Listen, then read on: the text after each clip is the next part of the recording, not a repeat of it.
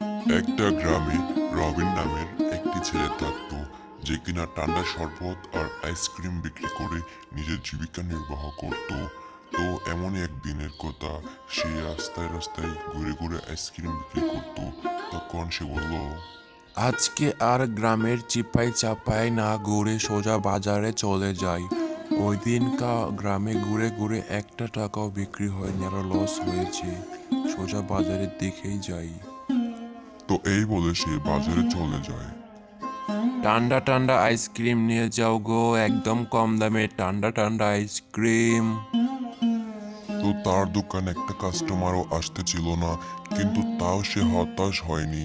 তো সে ধৈর্য ধরে সেখানে দাঁড়িয়েছিল, কিন্তু কিছুক্ষণ পরে দেখা যায় যে তার দোকানে অনেক কাস্টমার চলে এসেছে, আর তাদের কাছে বিক্রি করে তার অনেক লাভও হয়েছে।